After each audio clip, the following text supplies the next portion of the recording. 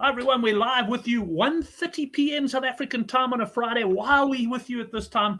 Well, quite simply, we want to talk Gallagher Premiership. We couldn't, even if we tried, have crammed it into Friday night show. As the conductor will attest, his voice is still hoarse from racing through the NPC fixtures in about 8 minutes at the end of the show. We were really, really pressed for time because I had to get away and take my son, believe it or not, at that time of night to a party. But anyway, we're ready to roll on the Premiership. The other big advantage here, which the guys will explain on the show today, is that we've now got, or we should have, I haven't confirmed with the guys yet, but we should have team selections that come out at 1 o'clock South African time. So the betting we talk about today on the show will probably be a lot more reflective of where it goes off. And we can also perhaps get a feel for any betting movements. I'm going to start off by introducing the conductor, top right of my screen. As I look at it, he's looking fresh despite quite a late and a tough night on the handicap show last night. Conductor, welcome back to the show, mate, or the first ever Gallagher Premiership show. Thanks, Brenty. Yeah, nice to join you when we've got a bit more time, and hopefully won't have to race through this like the road runner on strong narcotics. So we've got a bit of time to discuss the Gallagher Premiership. And yeah, lucky to join you. And yeah, nice Friday morning, and it's bumper to bumper, and yeah, heading into the weekend. Let's hope for a good one. Excellent. And on that note, well done on your calls on Canterbury this morning. I know things were looking a bit shaky. I wasn't able to watch the game, and I didn't actually bet in them, but I was always interested to see how the boys are going. And I saw something like 10-0 after 30 minutes to Auckland. I thought, oh, this is going to end in tears. But Canterbury really turned it on. It was, Brenty. Yeah, thanks. Yeah, it was looking a bit ominous at the stage. Yeah, 30 minutes gone and 10-0 to Auckland, and it wasn't looking positive. But then suddenly Auckland scrum off Funaki. He got a yellow card and a penalty try. That sort of turned things around. And literally changed the whole momentum of the game. And the sort of Canterbury eventually woke up and it brought everything through. Excellent. Well, welcome to the lads on the live chat. We've got Chris, WJS, and Hein Dumont, Couch Critic, is also there. And Hein, I haven't watched your show yet, but I know you had Peter de Villiers on your show, the ex-Springbok coach. I'm guessing you probably spoke in Afrikaans, so not sure how many of our guys will be able to watch that one. But if you can understand Afrikaans, then pop on to the Los Gamal, that's Hein's channel, and you can watch that. Right. He hasn't been on the show for some time. He's had a new arrival in his family a couple of months ago. Sleep has been an absolute premium for this man. And it's welcome to Alex at UK Rugby Bets. Alex, great to have you back on the show. Cheers, Brent. Yeah, nice to be back. It's been a while. I've been just having to observe from the sidelines and watching on Thursday evenings whilst I'm trying to get a toddler to bed, and I've got you guys in my ear while I'm doing that. So it's nice to be able to join on a Friday lunchtime, a little break from work. But yeah, I've been very busy with a toddler, a newborn, and the NPC on a Friday and Saturday and Sunday morning. So yeah, really excited for the Premiership to be back. A couple of weekends in to start taking some learnings from, and hopefully a good weekend with so much rugby, including a bumper Premiership weekend. So yeah, pleased to be back, and thanks for having me. Excellent, man. And I think you and Conductor, I think probably across all the rugby leagues in the world, I don't think I know two punters who punt across as many leagues as you guys do. Chris, I know at the Crow Tips, he also punts across quite a lot of them, and he'll certainly be joining us. We'll certainly give some consideration to making this Friday show a bit of a regular, because it certainly is nice to have the team selections out. Comment, they have seen all the teams. A tricky week ahead. Yeah, there probably is a tricky week ahead, but let's see what the boys can make of it. We'll get stuck straight into the games. And Alex, I'm going to start with you. The first game that I've got here, and I quickly had a look at, I actually printed the betting, not printed, I took a screenshot of the betting this morning, and then my computer crashed. So I don't know what the previous odds were, but at the moment I'm actually just looking at player bets, and the odds almost changing as I speak, but I've got Bath Rugby. I had -1.5. I see -0.5 point. So Bath slight favourites. Is that how you understand the current betting to be? Yeah, exactly that, Brent. I think I think it was about minus. I think it basically, after the teams came out yesterday, a bit of money came for Bath, and it started to level back up again now. But I mean, I see this game as a choice game on paper. So I completely understand why the line is like that. Some team news for both sides. Spencer's out at 9 for Bath. Schroeder's, I think, making his first start for Bath. Bailey's playing at 10. No Piers Francis this week.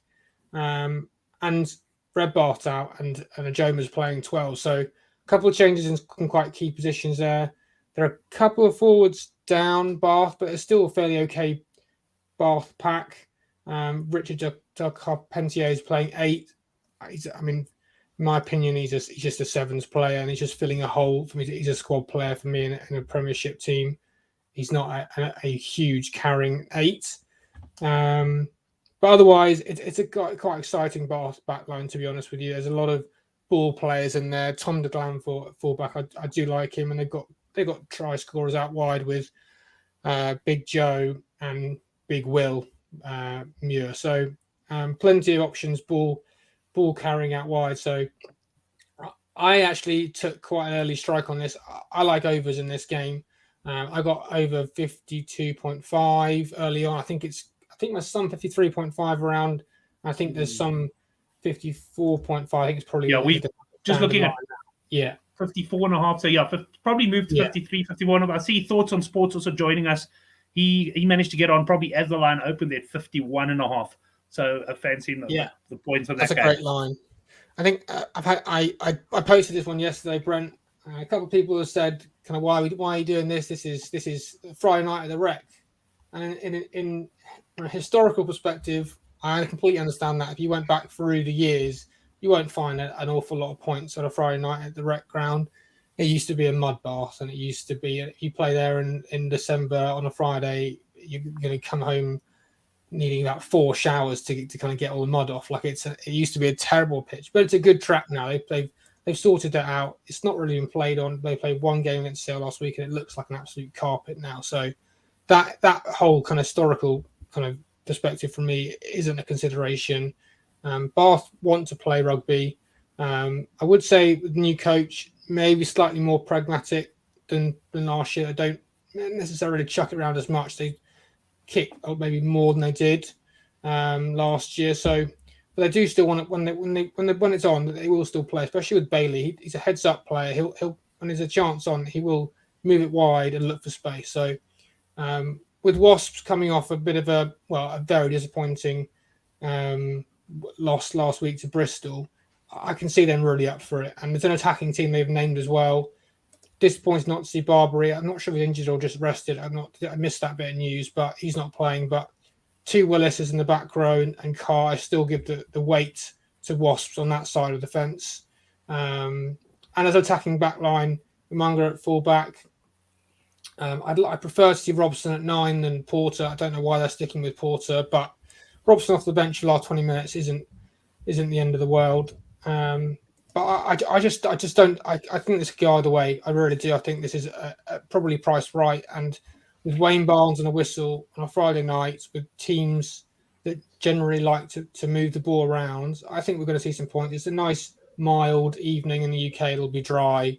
It'll be a good track. So I'm happy to take overs here.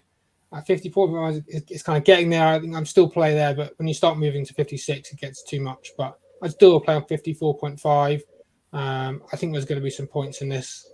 I think they're going to check the ball around, but I can't pick a winner. I think it's either way. Right. Well, Thoughts on Sports just confirming his price was a 0.73, so sort of just over 7 to 10. So that's where he got the 51.5. So he took us. I know that he is the way he likes to punt, to take the slightly shorter price and just get yourself an extra couple of points. And then you get the opposite. I don't know if you'll be watching the show. He watches the handicap, normally Compost on the Good for the Game forum. He likes to go like the Oracle and take the much bigger handicap. And each punter to his own. Everyone has a strategy that works for them. And let's see what the conductor thinks about this game. Yes, Brainsy. Well, I think there's not really much to add after that. Pretty much comprehensive summation of the game and ground and teams. But no, I'm very much in agreement with what Alex has said there. The Rec, obviously we only in September now. I think once it starts heading towards December, when the weather starts becoming a lot colder in the UK and a lot more rain, I think the pitch could be a little bit of worse condition. But like Alex says, the ground is absolutely fine fettle at the moment. I've been toying between Bath on the board and then the overs. As Alex says, Wayne Barnes, an incredibly positive referee, does award a lot of penalties. So, generally you do see good points in his games. Albeit if you look at his average overall, his average isn't all that high, but he does referee a lot of crucial games where there can be low scoring knockout games. So, in general, love Wayne Barnes as an overs ref. But for me, I really like Bath on the board here. I think they should have beaten Bristol in that opening round. Yes, they were shown up a bit by Sale last week, but that Sale team is incredibly powerful. It just got blown away. But For me, between the Bath performance last week and the Wasps performance last week, I would say the Wasps performance was a bit poorer. Barbary, he is crucial, but I do agree with what Alex has said. The loose trio for Wasps remains the far stronger of the two. But I do like that Miles Reid in its 7 for Bath.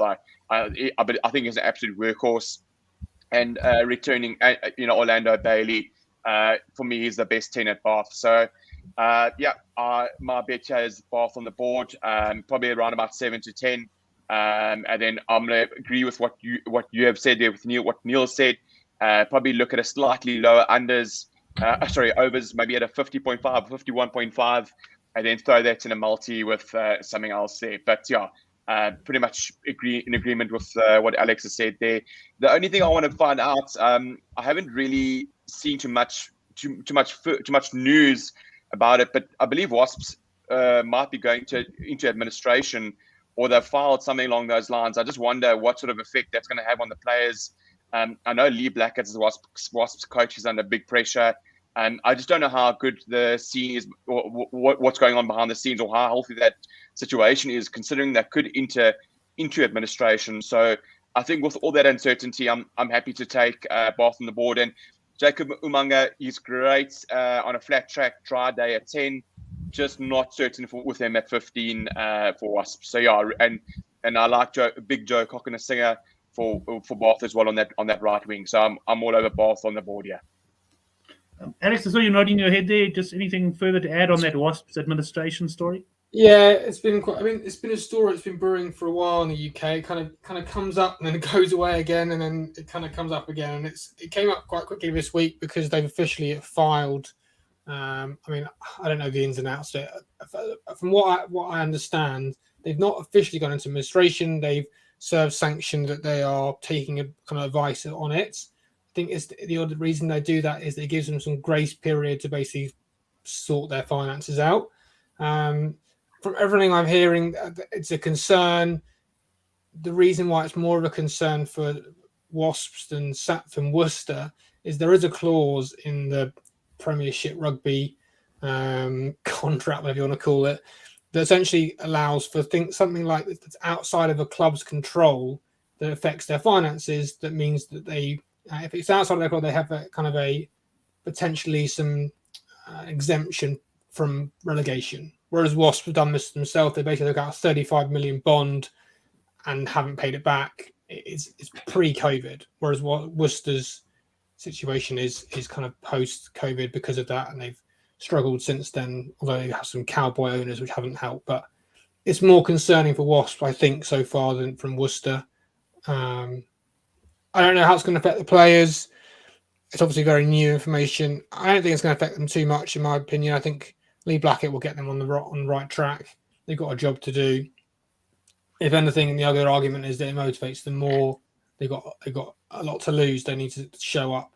They lose their first game of the season. I can't remember if they played their first game of the season. Yeah, they did. Yeah. So they're 2 losses down. They've got a. It's a huge game, so they need to perform. So it's partly why I actually haven't taken the win, but yeah, we'll see. I think there'll be some points tonight. I think they're going to throw the ball around, but I hope they sort their finances out. I hope this isn't got an issue, but 2 clubs that are in financial trouble is not good for the Premiership. They need to sort their shit out. Chris, perhaps suggesting that this could double up as a bit of a finance lecture as well. Perhaps we'll get some interest in that. I just want to mention one thing before I go to you, conductor, for the next game. I just hope Wasps is still going strong in December. My son, his rugby tour, they play in the Wasps under 18s there. And hopefully he's all strong, because I've seen that on the fixture list. But conductor, let's go with you then for the next game. We've got the Bristol Bears, who I think, I've heard are going to have a good season. From what I've seen of them so far, being quite impressed. -8.5 against London Irish.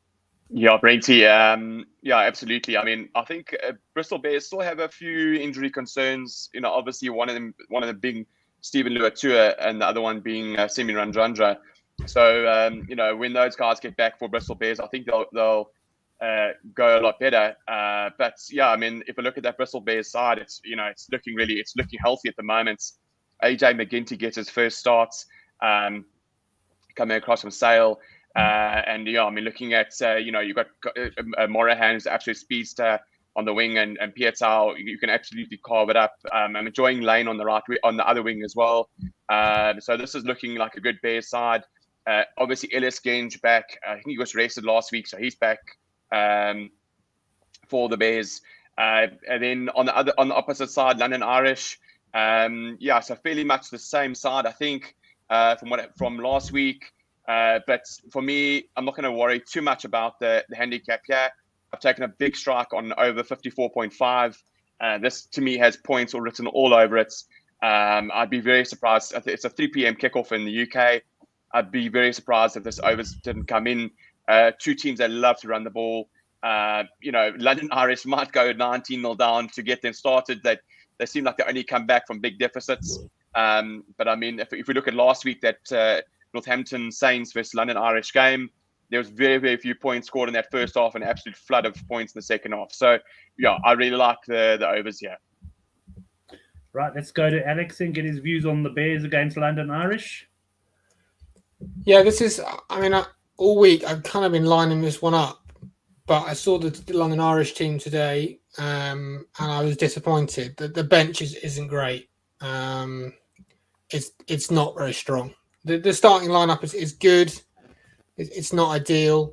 The back line is probably as expected. No kind of concern there. Aaron Dill's back at fullback. Absolute wheels. He should have had a try last week. It was a cracker, but pulled back for a infringement earlier on. It's a good back line, but the pack I'm not a big fan of. I think Bristol with Sinclair and Genge and a good back row of Vui, Heenan and Bradbury. I think they are going to dominate up front. I think that's going to be an issue for Irish. So I've been lying all week. I've been thinking I'm going to take hope the cap goes out and take an Irish overs.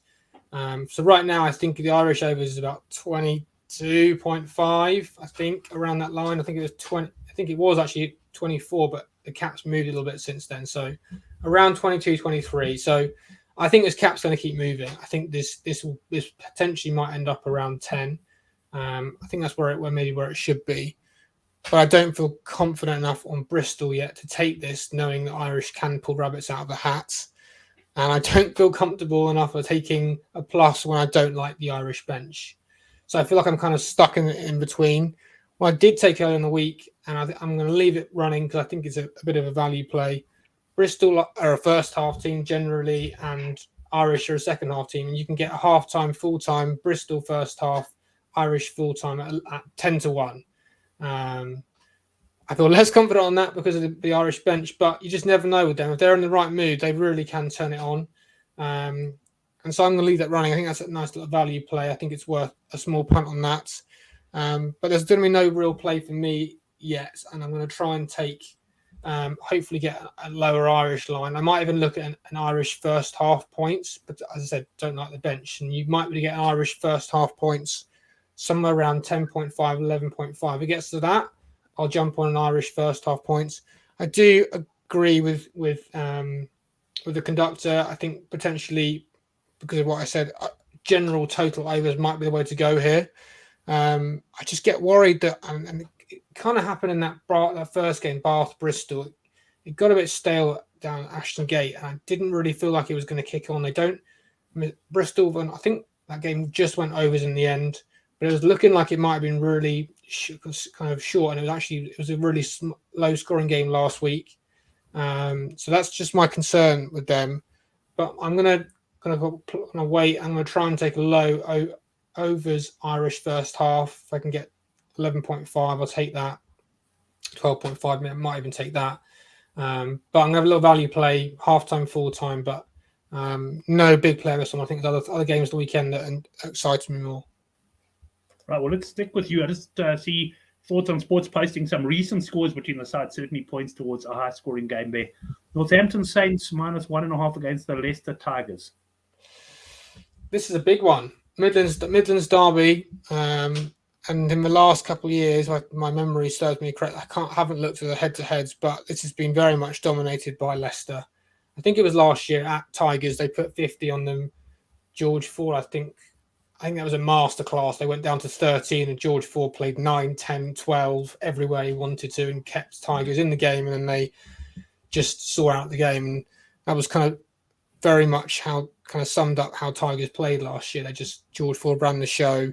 They did what they needed to do and got victories just through a big pack and a very good 10 who kind of moved them around. So, yeah, interesting game because Tigers have lost a few players. They've got some new combinations they're still trying to work out. So, Gopeth moves to 12 this week. I think he played 10 last week. Can't remember. Apologies. Yep.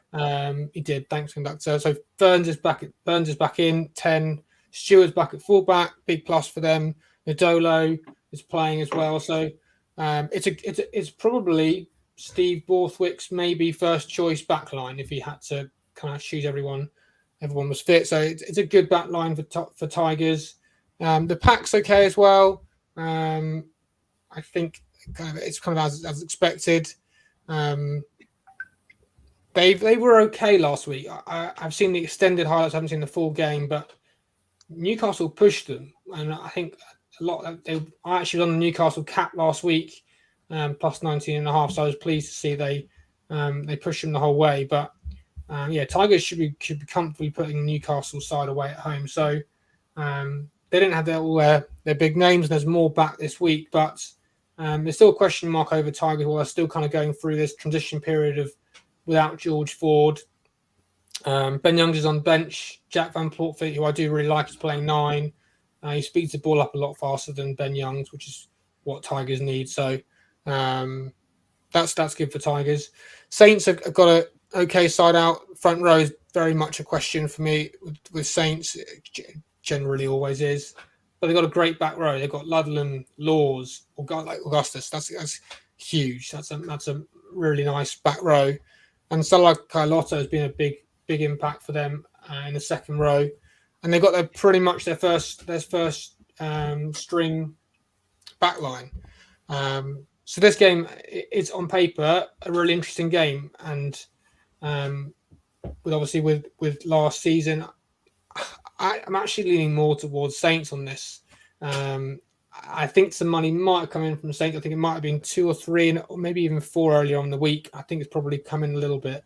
Wait, is that now minus? Is that you saying that switch round? Is that right? Well, let's have a look. I got this. It was minus. It's currently minus 1.5 at Sunbet. Minus. But I'm just looking between two bookies, minus 1.5 at Sunbet, but they're plus 1.5 at. Yeah. Okay, so in the UK, they're still plus. And so I think you can still find a plus. Hopefully you can.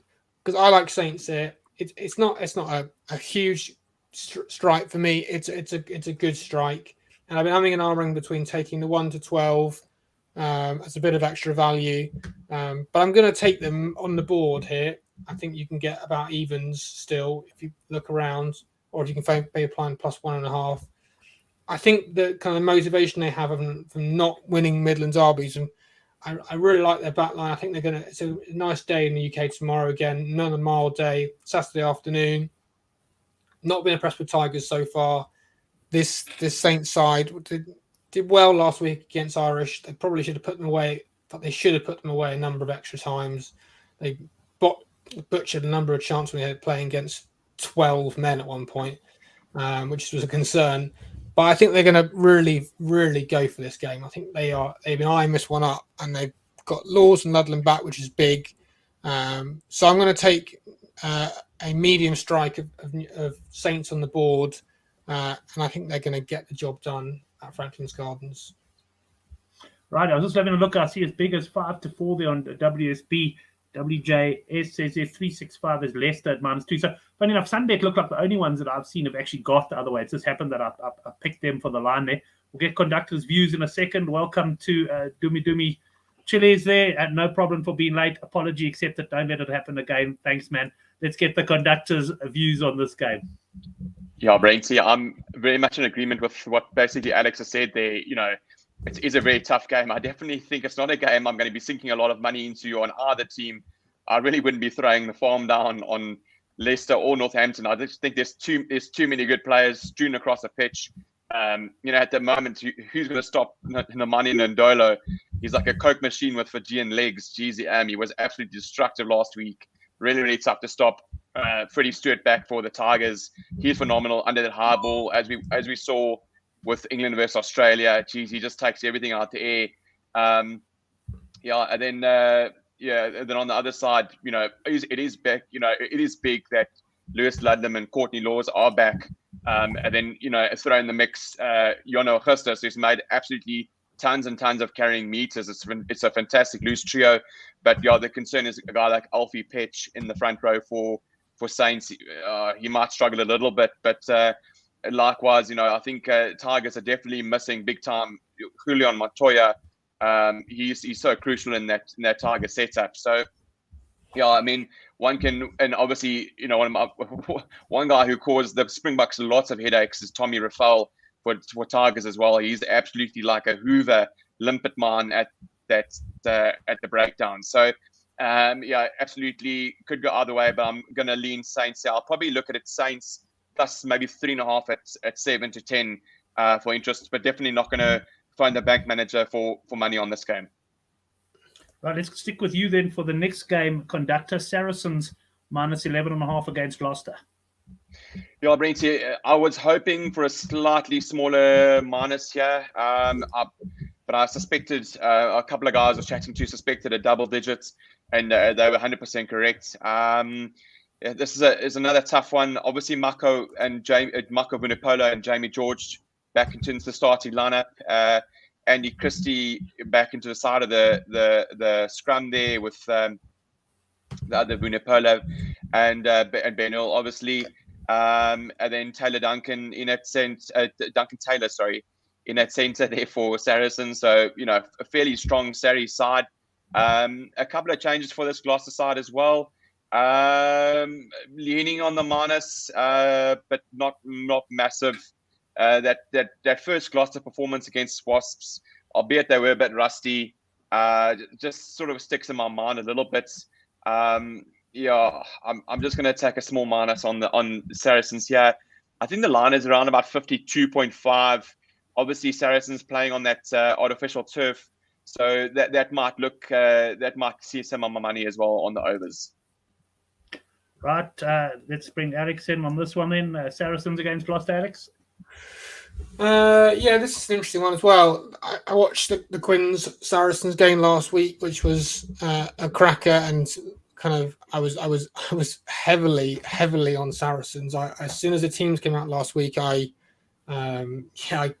called Zurich and moved some money around because it was an absolute. It wasn't a gift because it was tight in the end, but in the end the cap went to 5.5. Like it was selling Saracens at just over evens was a bit of a value play, but they really made me work for it, made me sweat for it. But they played some really positive rugby. Like they were still had kind of when they needed to the last 20 minutes, they ground it out in Saracens' way, but they threw the ball around way more than people expected them to, and way more than I expected to. Offloaded it, doing the whole Ronan O'Gara KBA keep ball alive. So it was an interesting one. It was way more frantic than I expected it to be, and in a way I didn't think they'd go that way because they know that's how Quins like to play.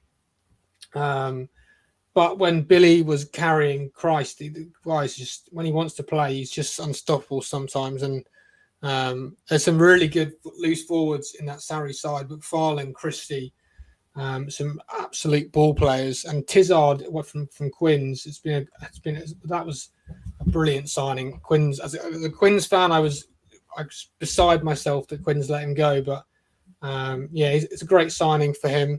So Noah Tojo this week hit McFarland and Tizard in the second row, but it's a good Sarri's lineup.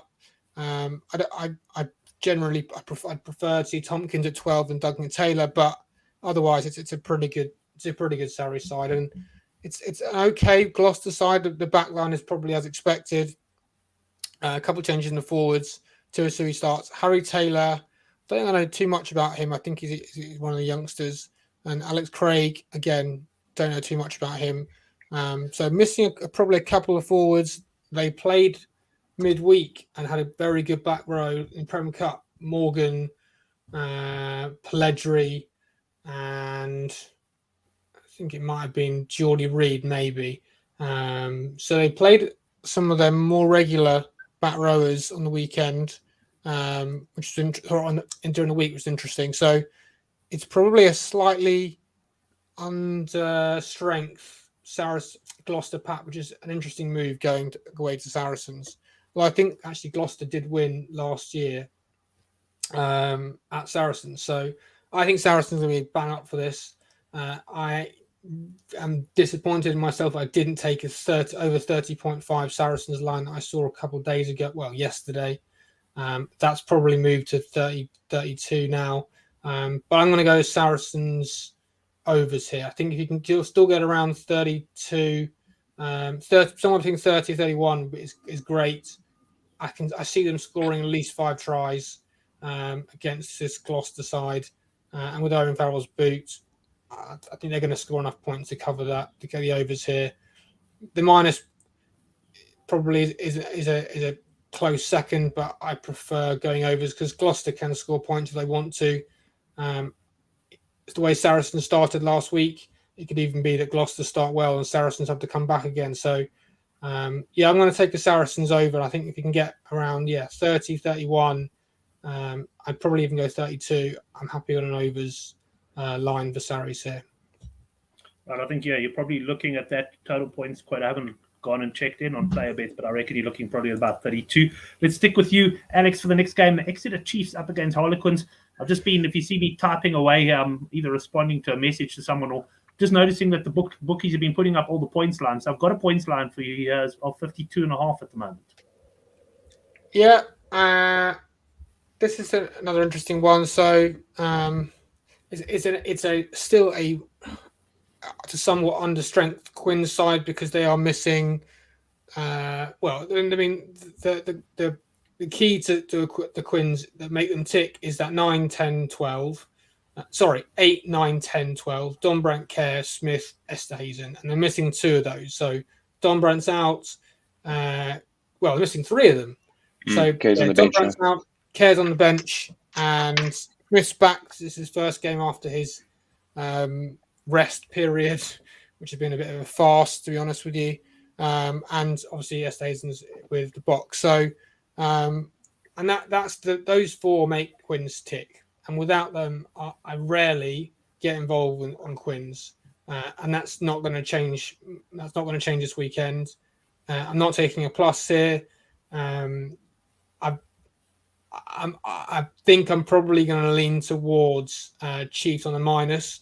I did consider taking over points, but I can even see Quins not reaching 20 at Sandy Park here.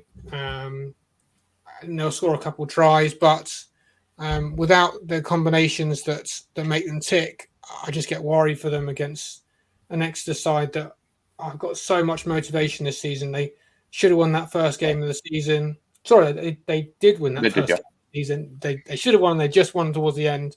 They got a lot of motivation. They had a good win last week against Worcester.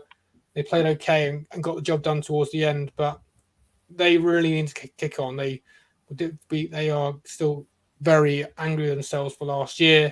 They won't let that happen again, and I can see them really putting Quins to the sword.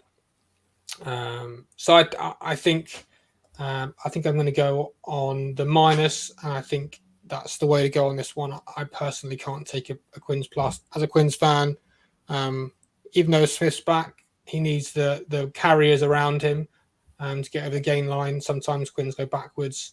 And Exeter are just going to smash you when that happens. So, I'm going to take Exeter on the minus. It's not a huge play; it's a medium strike, but I think it's the way to go on this one. Okay, excellent. We'll go to the conductor. I was just having a look now while Alex was talking at the markets. When I looked, and this was literally 10 minutes before the show, it was minus 4.5 at Sunbet. It's now gone 5.5. But generally, I actually see this game going to 7.5. So, if you're going to get on the minus, you might want to hop in. This is obviously that's 1 minute moving. You better get on before the team news really sinks in there. Everyone wait for 10 minutes, please. Yeah, Brenty. I managed to snag some -4.5, but I agree. I think this line is going to go out. When I saw the Exeter side, Luke Cowan-Dickey back at 2, he's so phenomenal for their pack. Obviously they aren't as clinical as they used to be on that rolling maul, especially since the laws have changed with that held up over the line rule. But he's still so essential. And having Sam Simmons and Hogg back on the bench, they're crucial. Love Noel and Slade as well. This looks like a really powerful Exeter side, and Harlequins look more vulnerable than a cold beer on a hot day right now. You're missing too many players, and like Alex says, Dom Brandt is so crucial to them.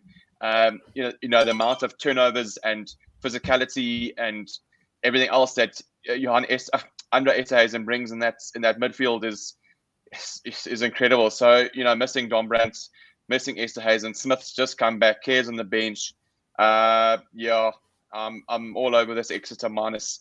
Probably, once it's heading a bit higher, maybe it's getting a bit higher, but I'd probably still look at it maybe a lower minus at maybe lower odds of 7-10 or 6-10 or something like that, and throw it in a multi. But I very much like this minus, and I think the Chiefs are going to be ruthless. I can see Dave Ewers bashing it up against maybe a slightly less physical Harlequins team. So I'm all over the minus here. Right, I'm going to bring up the next game, Conduct, and put you on there. I'm just a bit hesitant on this because not many of the bookies are priced up, but I did find a price at World Sports Betting there, Worcester -0.5 against Newcastle. I'm guessing that's either got something to do with the fact that this team news is awaited at the time, or perhaps it is something to do with administration. Is this a game that you've looked at? Is this betting look right to you? Brenty, I'll be quite honest, I haven't looked at either team as yet. I was obviously, the odds haven't been out, so I haven't really been focusing on this. I think Alex would have looked at the teams, but I did see the Worcester team is out. So I just didn't have a gander at it, but based on the sentiment and I think what we saw in that Premiership rugby game during midweek, I think rather than dividing the club, this whole thing has really brought them together, and it seems like it's galvanizing Worcester as a club. And I think Steve Diamond, being a really excellent manager, will only amplify that more and allow and probably get Worcester on the right track. So I know I'm going to pull a bit of an oracle here. I haven't seen the team sheets, but I'm going to go on Worcester straight win. Look, I mean, Newcastle obviously with really, really danger men like Earl and Radwan. Yes, Radwan is so incredibly quick. They've got some big boppers in that pack as well. But I just see Worcester with a lot of emotional courage to probably get the win here. I think that's what they're running on at the moment. In the Premiership Cup, they had 2 41-year-olds come out of retirement. One guy was making pizzas the day before, came and played for them. So I think it shows how many people love the club and want it to do well. So I'm going to go for Worcester on the board, but with the proviso that I'd need to have a look at the team sheets. Fair enough. We'll have the Oracle disclaimer on that one. We had to give a couple on last night's show. Alex, have you had a chance to look at this one? As I say, very little betting about from what I can tell. Yeah, it was put on hold until because there's been a big question mark. Worcester still have to provide evidence to the RFU that they can basically fund this season. And whilst that's still ongoing, they've just been the bookies haven't been pricing things until they know it's going ahead, and it's only announced maybe this morning or yesterday evening that it was going ahead. So that's why it was late lines. Just taking a look at the teams now. It's an okay Newcastle side. There's a couple of changes in the back row, and actually the bench doesn't look great either. So actually, I agree, and the Canucks made a good point. There's a big, obviously a difficult time, but there's a very motivated bunch of players in Worcester at the moment. Like, they really want to show up, they really want to deliver, and they've got a few their names back this week. So they've got Van der Merwe back. He's starting on the left wing, so that's a big plus for Worcester. And it's a pretty good side. Venter's playing at 12 again. Lawrence is playing. It's a pretty good Worcester side. So if that's the line, Brent, I haven't seen any betting yet in the UK, but I'll be taking Worcester on the board as well.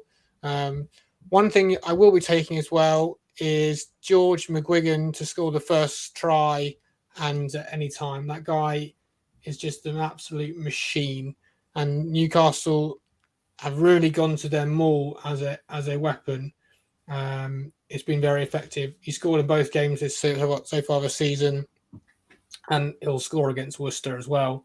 So if you can get anything above 2.5, that's worth a point, and you hopefully get 15, 16 to 1 him to score first try. That's again another good bet. But yeah, I think Worcester at home in front of their fans, I think they'll do it. They'll pull it off here. I think they'll get the win against Newcastle. It's not again a huge strike, but it's a good play on Worcester if that's the line. So you should get 1.9-ish on Worcester to win. Excellent. And am I right in saying there's no more games? I haven't missed any. That's it. Yeah, 6 games. Right. Well, let's get into the best bets then. And Alex, I'm going to start with you and also suggest if you obviously Conductor was on last night's handicap show, but if there's anything else you fancy very strong on the weekend, throw that into the best bets discussion now as well. I don't know whether it's still there. Maybe someone on the chat can tell me, but I took an absolute as much as I possibly could last night of Australia over 16.5 at Eden Park tomorrow morning. I think the line, from what I've seen, Alex, because I wrote the good for the game preview this morning and I went over 50.5 points. And then I checked back like an hour later and the total points line had moved to 53.5. Okay. But you could still get, and it wasn't that bad. I remember you saying on the show in the chat, you'd still take up to, I think you said 18 or 19. I'd have played 19. Yeah. Yeah, you could still get Australia over 17.5. I looked at Sunbet just before the show at about 8 to 10. So it doesn't move. The Aussies haven't moved that much. It's probably the New Zealand. I think they moved from like 29.5 to 32.5, 33.5, somewhere there. Yeah, that is one. That is still that is my 100%. That is my best bet of the weekend. That hands down. I'd have taken 19.5 in a heartbeat and still felt confident on it. It's landed in the last 5 head-to-heads, and New Zealand have conceded at least that many points in the last 9 of the 10. The only one I didn't was that Argentina game where they didn't bother turning up at Hamilton. They leak points. They do, and it's some different combinations in that team this week, New Zealand team, and the fact this bonus point structure means that if it gets to kind of 15 minutes to go and New Zealand a couple of tries ahead, the Aussies are going to want to stop them getting a bonus point, and they're going to be motivated right until the end. This is not over until the end. Australia obviously technically still can win this. There's a massive motivation for them. So yeah, that is a massive best bet for me. I really, really like it. And I've thrown it like I have a bookie that I can get an alternative line for second half points for Australia over 7.5 for a 1.8, which is just I couldn't actually believe what I was seeing. So I've got some of that, but that's a very niche line. But they're over 16.5, 17.5. Yeah, that's a great bet in my opinion. That's my best bet of the weekend. But for the Premiership, I think someone said at the top of the show, it's a tricky weekend. There's a couple of team changes for some people. Some people got big strong teams out. There's a derby in the Midlands. There's a close game tonight. So my best bet of the weekend probably is going to be overs tonight. Closely followed by Saracens overs. It sounds like the Exeter minus has kind of gone now. I actually looked at while we were chatting. I'm still already at 8.5 in the UK. I've managed to quickly grab some 5.5, but not very much. It would have probably been that kind of 4.5, 5.5 of Exeter. But Saracens over if you can find over. I think someone asked me what bookie that was, and it was Unibet or 3 to 32 bet of the same group. They still have some 5.5. And so Saracens overs, and tonight I like the overs at the Rec. Okay, right. Let's get Conductor. You can log on to the handicap show, and I'll put a sort of link to all the games down below. So if you want to jump straight to Conductor's other best bets, which he's said at record speed, and you're welcome to go through them again, Conductor, on the handicap show. But let's start off with your best Premiership bet, and then you can add anything else onto that. Great, yeah. No, so my best bets, considering the lines, I shifted a little bit. I'm going to do something that's slightly a bit different. So I'm not going to go for one or other. I'm going to just take a double here. I'm going to take Exeter on the board. I think you probably get to 4-10. I think. I don't know what it's gone out to. Probably 4-10, and then I'll take an alternative overs in the Bristol Bears versus London Irish game. So run about 47.5 in and around there. Take that double, get you about 8-10, 9-10. I think that's a solid strike for me there. Buys a little bit of security on both bets. Because Harlequins can come back a little bit. I still expect Exeter to do the business there, but when it starts hitting 8.5, 9.5, it becomes a little bit of a high handicap considering it is Harlequins. So yeah, Exeter on the board, overs in the London Irish and Bristol Bears game. I expect that to be very open. So that would be my best bet. But yes, I agree completely with what Alex is saying. That Aussie overs is absolutely golden. That should come in. That should cruise in. And I didn't say anything on Twitter, and I didn't say anything during last week's show. But I must just, I know he's probably not watching the show, but I must just compliment Henrik Swartz. When he calls games, he called the Aussie Plus with absolute confidence, and so unlucky not to get the win on the board as well. But man alive, he's got such confidence when he calls Aussie Plus. It must be difficult for him to sit in a seat with those giant testes he has underneath his legs, because it must be. I think, and I think his heart must have aged about 8 years in an Aussie game last week with about 20 yellow cards for Aussie, and then it's possible penalty tries. So I don't think they manufacture a drug that can give you that kind of high watching the Aussies win. You think you absolutely, your betting slips in the bin, and then you've taken it out, and then it's back in the bin, and you've taken it out. So no, well done to Henrik on that. But yeah, so in full agreement with Alex on that overs, and let's hope Australia win tomorrow, and let's get a good chance of the box to seal the Rugby Championship as well. Excellent, gents. Thanks very much for joining us on this Gallagher Premiership show. Thanks to the guys who came in on the live chat as well. We won't just commit fully yet to that. We'll do it every week, but I think we can certainly try, because I think it is nice to have the team news, and I'm sure we got enough guys between us, whether it be guests or hosts, that we can probably spread it around and certainly give it a go for a while and see how it goes. The conductor, thanks very much, man. Enjoy the weekend, and we'll be in touch. And Alex, same to you, man. Good to chat to you again. And we'll have you back on again soon, I'm sure. Perfect. Thanks, Brent. Have a good weekend, everyone. Cheers, guys. Excellent. All the best.